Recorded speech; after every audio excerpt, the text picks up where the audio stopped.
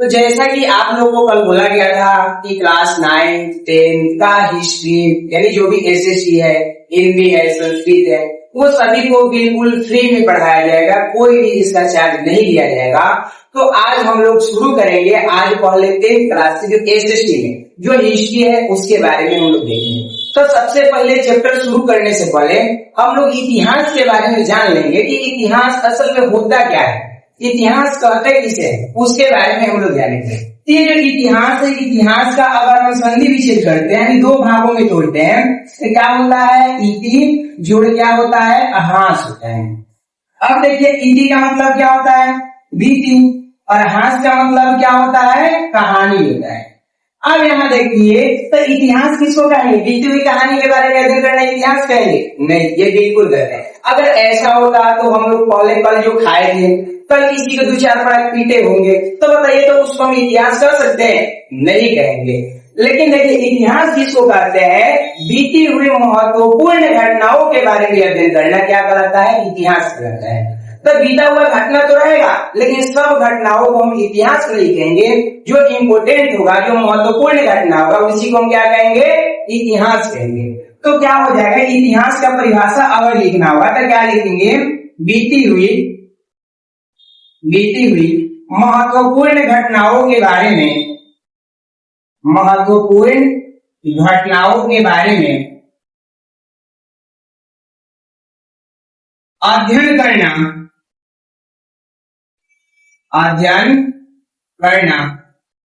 इतिहास कहलाता है। क्या कहलाता है, इतिहास कहलाता है। अब देखिए इतिहास को अलग अलग व्यक्ति ने अलग अलग अपने अपने तरीके से लिखे होंगे, लेकिन सबसे पहले और सबसे अच्छा तरीके से सबसे पहले इतिहास को लिखा किसने था, तो हेरोडोटस ने लिखा था। किसने लिखा था, हेरोडोटस ने। इसलिए इतिहास का जनक भी किसे कहा जाता है, तो हेरोडोटस को कहा जाता है। तब पूछेगा बताइए कि इतिहास का जो जनक है, यानी इतिहास का जनक यानी पिता, इतिहास का जनक किसे कहा जाता है, हेरोडोटस को कहा जाता है। इसको कहा जाता है, हेरोडोटस को कहा जाता है इतिहास का जनक कहा जाता है।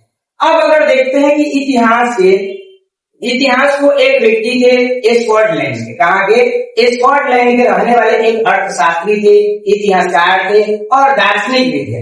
उनका नाम क्या था, जेम्स मिल। जेम्स मिल ने अपना एक लिखते हैं, पुस्तक लिखते हैं, द हिस्ट्री ऑफ इंडिया।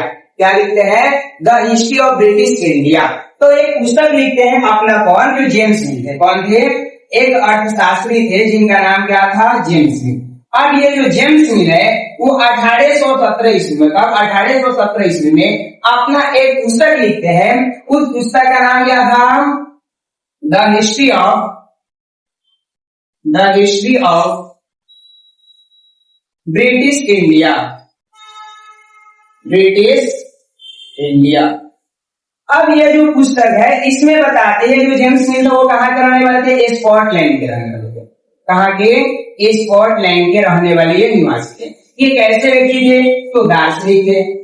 कैसे थे, दार्शनिक थे, फिलोसोफर थे। इसके अलावा अगर देखते थे अर्थशास्त्री भी थे। क्या थे, एक महान अर्थशास्त्री थे। और क्या थे ये, इतिहासकार थे। अब ये जो जेम्स मिल है वो भारत के इतिहास का अपने एक पुस्तक लिखे थे जिसका नाम क्या था, the history of British India. इसी पुस्तक में भारत के इतिहास को वो कितने कालखंडों में बांटते हैं, 3 कालखंडों में बांटते हैं, वो भी धर्म के आधार पर।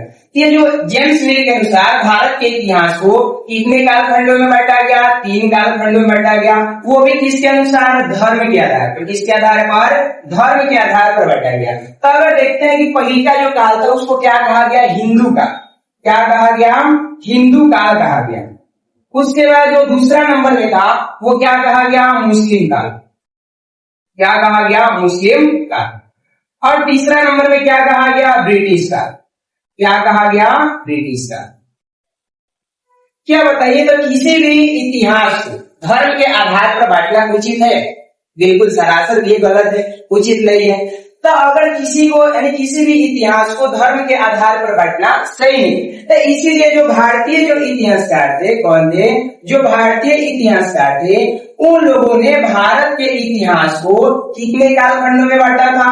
3 कालखंडों में बांटा था। कितने? 3 कालखंडों में। तो यहाँ पर जो भी बांटा गया था, भारतीय इतिहासकारों ने भारत के इतिहास को बांटा था, तो संस्कृति के आधार पर बांटाए थे। इसके आधार पर, संस्कृति के आधार पर उन्होंने बांटा था। तो देखिए, भारत के इतिहास को जो भारतीय इतिहासकार है वो भी 3 कालखंड में ही बांटते हैं। कौन कौन? सबसे पहला था क्या? प्राचीन भारत का इतिहास। उसके बाद मध्यकालीन भारत का इतिहास, मध्यकालीन भारत का इतिहास। और तीसरा नंबर में क्या था? आधुनिक काल, यानी आधुनिकालीन भारत का इतिहास। क्या था? आधुनिक कालीन भारत का इतिहास। ये 3 कालखंडों में बांटा था इन्होंने, जो भारतीय इतिहासकार थे वे सभी ने। तो समझ में आ गया इतिहास के बारे में इतना क्या था, इंट्रोडक्शन का। अब 10th क्लास का पहला जो चैप्टर है हिस्ट्री का, उसका नाम क्या है? यूरोप में राष्ट्र। क्या है? यूरोप में राष्ट्र। तो हम लोग शुरू करते हैं कि जो पहला चैप्टर है उसके बारे में। तो पहला चैप्टर है इतिहास का, क्लास 10 का।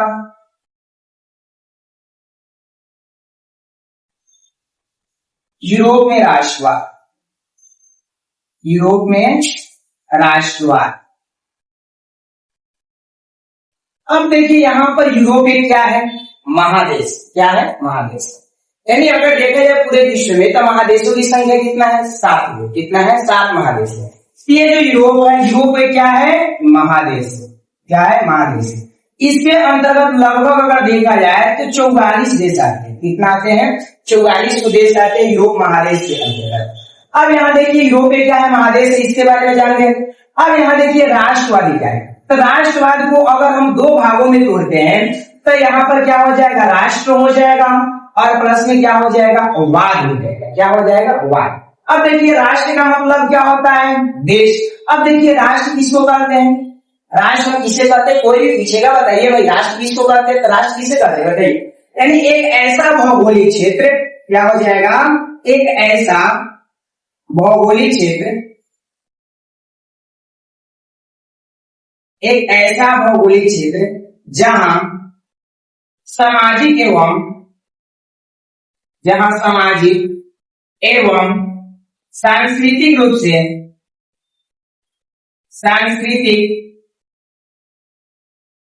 से एकता हो। क्या हो? जहां अगर देखा जाए सामाजिक और सांस्कृतिक रूप से क्या हो? एकता हो। उसको क्या करते हैं हम लोग? राष्ट्र कहते हैं। अब देखिए वाद का मतलब क्या होता है? भावना। वाद का मतलब क्या होता है? भावना, यानी फीलिंग्स। यानी वाद का मतलब क्या होता है? भावना। जैसे में यहाँ पर देखिए हम लिखते हैं क्या? आतंकवाद। क्या लिखते हैं? आतंकवाद। अब देखिए आतंकवाद को अगर 2 भागों में हम तोड़ते हैं तो क्या हो जाएगा? आतंक हो जाएगा। क्या हो जाएगा? आतंक और प्लस क्या हो जाएगा? वाद। अब आतंक का मतलब क्या होता है? डर होता है। क्या होता है?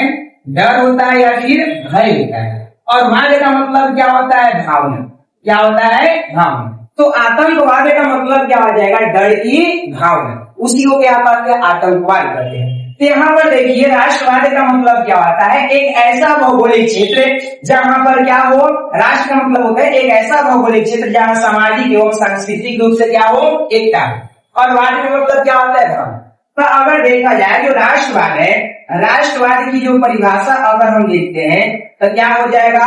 राष्ट्रवाद एक ऐसी भावना है जो अगर देखते हैं कि किसी विशेष भौगोलिक या फिर अगर देखते हैं सांस्कृतिक या सामाजिक परिवेश में रहने वाले लोगों में एकता की वाहक बनती है, उसको क्या कहते हैं? राष्ट्रवाद कहते हैं। समझ रहे हैं राष्ट्रवाद किसको कहते हैं? चलिए सिंपल भाषा में बताते हैं। राष्ट्रवाद का मतलब क्या है? यानी अपने देश के प्रति जो प्रेम की भावना है, जो लगाव की भावना है, उसी को क्या कहते हैं? हम राष्ट्रवाद कहते हैं। लेकिन हमें इस चैप्टर में पढ़ना है कि ये जो राष्ट्रवादी भावना है वो कहां पर है? तो यूरोप में। यानी यूरोप के लोगों में राष्ट्रवादी जो भावना वो कैसे आए, इसके बारे में हमें देखना है। तो चलिए देखते हैं। सबसे पहले देखते हैं कि यूरोप में ये जो राष्ट्रवादी भावना है हमें कब से देखने को मिलता है। तो सबसे पहले हम देखते हैं कि जो फ्रांस है, यानी फ्रांस भी अगर देखा जाए तो एक देश है जो कौन से महादेश के अंतर्गत आता है? यूरोप के अंतर्गत आता है। तो फ्रांस में जो राष्ट्रीय जो क्रांति है या फिर हो सकते राष्ट्रवादी जो भावना है वो हमें कब से देखने को मिलता है? तो अगर देखा जाए फ्रांस के जो कौन है? जो राष्ट्रवादी भावना है, या फिर अगर हम कह सकते हैं जो क्रांति की भावना है, वो हमें कब से देखने को मिलता है? पुनर्जागरण काल से। कौन से काल से? पुनर्जागरण काल से। पुनर्जागरण काल से। अब देखिए जो पुनर्जागरण काल है वो कौन से समय को कहते हैं पुनर्जागरण काल? हमको तो समझ में नहीं आता है कि पुनर्जागरण काल होता है क्या है। तो सर बताइए ये जो पुनर्जागरण काल है वो कब से लेकर के कब तक के समय को कहते हैं? तो 14वीं शताब्दी से लेकर के 17वीं शताब्दी तक के जो समय है उसको हम लोग क्या कहते हैं? पुनर्जागरण काल कहते हैं। लेकिन सब लोगों के बीच में, सब देशों के बीच में प्रत्यक्ष रूप से ये जो फ्रांस की जो क्रांति है ये हमें कब देखने को मिलता है? तो फ्रांस में अगर देखते हैं स्पष्ट रूप से लोगों के अंदर जो राष्ट्रवादी भावना है वो कब हमें देखने को मिलता है? 1789 ईस्वी में हमें देखने को मिलता है। क्या होता है? ये जो फ्रांस की जो क्रांति है हमें कब देखने को मिलता है? 1789 ईस्वी में हमें ये जो फ्रांस की क्रांति है हमें देखने को मिलता है। अब देखिए जो फ्रांस में जो क्रांति हुआ है 1789 ईस्वी में, इसका कोई ना कोई तो रीजन होगा, कोई ना कोई तो कारण होगा। कोई भी क्रांति ऐसे तो नहीं होता है, क्रांति का मतलब होता है बदलाव। कोई भी जो बदलाव है ऑटोमेटिक अचानक से ऐसे तो हो नहीं जाता है, इसका कोई ना कोई तो कारण जरूर होगा। तो हम देखते हैं कि जो फ्रांस में जो क्रांति हुआ था इसका कारण क्या है? क्या देखना हमें? फ्रांस में क्रांति के कारण। तो नेक्स्ट स्लाइड पर इसको मिटा देते हैं, इसी कर देते हैं।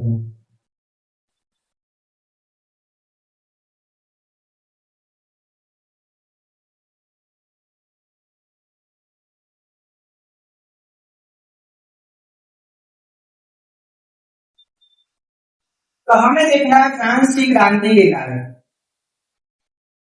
फ्रांस की क्रांति के कारण ये कब हुआ था? 1789 ईस्वी। तो इसका कारण देखते हैं। तो अगर देखते हैं फ्रांस में क्रांति के कारण क्या था, तो सबसे पहले का कारण हो जाएगा कि यहाँ का जो शासक था, क्या था? यहाँ का जो फ्रांस का जो शासक था वो कैसा व्यक्ति था? यानी उस शासक का नाम क्या था? लुई 16वां। नाम क्या था? लुई 16वां। अब ये जो लुई 16वां था ये कैसा शासक था? तो ये शासक था कैसा? निरंकुश शासक। कैसा था? निरंकुश।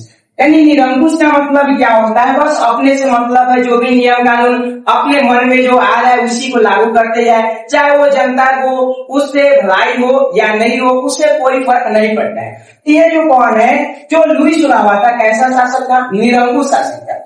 उसके बाद अगर देखते हैं ये जो लुई 16वां है समाज को कितने वर्गों में बांटता है? समाज को 3 वर्गों में बांटता है। कितने वर्गों में? 3 वर्गों में बांटता है। अब समाज को 3 वर्गों में कैसे बांटता है? तो देखिए कैसे बांटता है। तो सबसे पहले अगर देखते हैं समाज को बांटा कैसे? पादरी, उसके बाद कुलीन, और तीसरा नंबर में क्या है? तो पादरी, कुलीन और निम्न वर्ग। कौन सा? निम्न वर्ग। 3 वर्गों में ही बांट दिया। लेकिन मतलब ये 3 वर्गों में समाज को बांट देना तो ठीक है, लेकिन यहाँ पर अगर देखा जाए ये सभी जो वर्ग इसको समानता का अधिकार मिलता है। यानी सभी में अगर देखा जाए तो असमान अधिकार था। इन सभी में क्या था? असमानता था। क्या थी? काफी असमानता था। काफी असमानता था। काफी क्या था? असमानता था। और तीसरा कारण क्या हो सकता है? तो अगर देखते हैं जो फ्रांस के जो शासक है अपने इच्छाओं को पूर्ति करने के लिए वो जनता पर ज्यादा से ज्यादा मात्रा में कर का जो टैक्स है वो बढ़ा देता था। तो तीसरा कारण क्या हो जाएगा? तो शासक द्वारा कर का बढ़ा देना। क्या हो जाएगा? कर का बढ़ा देना या बढ़ जाना, कर का बढ़ जाना। ये क्या है? फ्रांस के 3 मुख्य कारण है। क्या है? फ्रांस की क्रांति का 3 मुख्य कारण है। अब ये तो कारण देख लिया, लेकिन इसका परिणाम हम लोग देख लेते हैं। इसका परिणाम क्या होगा? तो इसका परिणाम यही होगा कि ये जो कौन है, जो फ्रांस के जो शासक होंगे जिसका नाम क्या है? लुई 16वां। लुई 16वां का शासन क्या हो गया? खत्म हो गया। शासन क्या हो गया? समाप्त हो गया। लुई 16वां का जो शासन है वो समाप्त हो गया। इसके बाद देखते हैं दूसरा परिणाम क्या निकलता है। यहां पर अगर देखा जाए तो प्रजातांत्रिक शासन व्यवस्था लागू किया गया। प्रजातांत्रिक शासन व्यवस्था, प्रजातांत्रिक जो शासन व्यवस्था क्या हो गया? लागू किया गया। और इस क्रांति से अगर देखते हैं तो यूरोप के जितने भी और सारे देश हैं उसमें राष्ट्रवाद का प्रचार प्रसार हुआ। क्या हुआ? राष्ट्रवाद का प्रसार हुआ। तो क्या हो जाएगा? यूरोप में राष्ट्रवाद का, यूरोप में राष्ट्रवाद का प्रसार। तो समझ में आया, ये था क्या? फ्रांसीसी क्रांति के परिणाम। समझ में आ गया फ्रांस की क्रांति के कारण क्या था? तो वहां के जो राजा थे, शासक थे, लुई सोलह ऐसे व्यक्ति थे, निरंकुश था। उसके बाद समाज को इसने 3 वर्गों में बांटा, पादरी, कुलीन और निम्न वर्गों में बांटा। और सभी जो वर्ग थे उसमें काफी असमानता थी, सभी को समान अधिकार नहीं दिया गया था। जो पादरी थे उनको ज्यादा अधिकार मिलता था, जो कुलीन थे उनसे थोड़ा कम अधिकार मिलता था, जो निम्न वर्ग थे उनको सबसे कम अधिकार मिलता था। तो बताइए, तो कोई भी व्यक्ति जो है जिसको समानता का अधिकार नहीं दिया जाएगा, भेदभाव किया जाएगा, तो वहां के लोगों ने क्रांति करेगा कि नहीं, आंदोलन करेगा कि नहीं, राजा को पीटेगा कि नहीं। उसके अलावा अगर एक तो कर का बढ़ जाना और जनता पर अत्याचार करने के लिए ज्यादा से ज्यादा मात्रा में कर बढ़ाते थे, तो कोई भी जनता इतना बर्दाश्त कर पाएगा? नहीं कर पाएगा, जिसके कारण फ्रांस में क्या हो जाता है? क्रांति हमें देखने को मिलता है। तो इसका परिणाम क्या होता है कि जो लुई सोलह का जो शासन था वो क्या हो गया? खत्म हो गया। उसके बाद प्रजातांत्रिक शासन व्यवस्था यहाँ पर लागू हो गया। अब यहाँ पर किसका शासन चलेगा? प्रजा का शासन चलेगा। प्रजा जो डिसाइड करेगी उसी का शासन चलेगा। उसके बाद इसके जो परिणाम है, यूरोप में राष्ट्रवाद का भी प्रसार हमें देखने को मिलता है। अब देखिए, जैसे ही ये जो कौन है लुई सोलह है, इसका शासन खत्म हो जाता है, तो इसके स्थान पर किसको शासन बनाया जाएगा, किसको राजा बनाया जाएगा? तो आएगा इसके बाद कौन? नेपोलियन बोनापार्ट आएगा। कौन आएगा? Napoleon Bonaparte. तब तक देखते हैं कल। धन्यवाद। ये पहला लेक्चर था। आप लोगों को यदि ये वीडियो सही लगे, अच्छा लगे, तो अपने दोस्तों को भी बोलिए जुड़ने के लिए और ज्यादा से ज्यादा मात्रा में शेयर करें। धन्यवाद। मिलते हैं नेक्स्ट वीडियो यानी कल।